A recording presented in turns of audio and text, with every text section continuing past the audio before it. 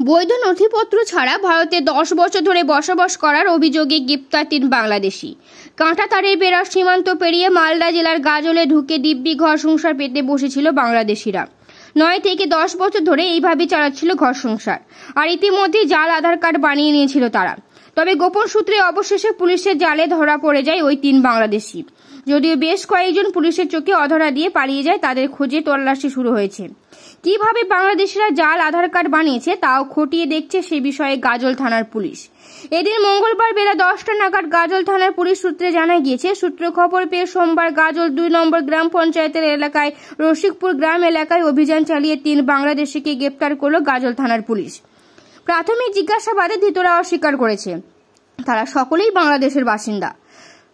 বছর 9 আগে অবৈধভাবে ভারতে প্রবেশ করে তারা বসবাস করছে। তাদের কাছে বৈধ কোনো কাগজপত্র বা পাসপোর্ট নেই।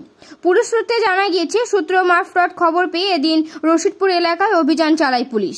আটক হয় মোহাম্মদ মনিরুল আলী, বয়স 34 বছর, মোহাম্মদ রুহুল আলী, বয়স 27 বছর এবং মোহাম্মদ সমীর আলী, বয়স 24 বছর। তাদের 3 জনের বাবার নাম আব্দুল হাই। পুলিশ জিজ্ঞাসাবাদে তারা জানিয়েছে তাদের বাড়ি বাংলাদেশের রংপুর বিভাগের ঠাকুরগাঁও জেলার রাউতনগর গ্রাম এলাকায়। এরপরে তাদের গ্রেপ্তার করে নিয়ে আসা হয় গাজল থানায়। এই বিষয়ে গ্রামবাসীদের সঙ্গে কথা বলে জানা গিয়েছে, ধৃতরা বছর 9 আগে মুড়িয়াকুণ্ড এলাকায় বসবাস শুরু করেছিল। এরপর প্রায় 5 বছর ধরে তারা রসিকপুর এলাকায় বসবাস শুরু করে। মূলত তারা কৃষিকাজ করে সংসার চালাতো। তবে ধৃতরা ভোটার কার্ড তৈরি করতে পারেনি। কিভাবে তারা আধার কার্ড বানালো তা নিয়ে তদন্ত শুরু করেছে পুলিশ। সূত্রের খবর, তাদের সঙ্গে আরও 5 জন মহিলা ছিল। সুযোগ বুঝে তারা এলাকা ছেড়ে পালিয়েছে।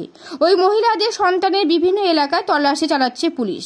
ধৃতদের বিরুদ্ধে নির্দিষ্ট ধারায় মামলা কেস রুজু করে পুলিশের আদালতে পেশ করছে বলে জানা গিয়েছে।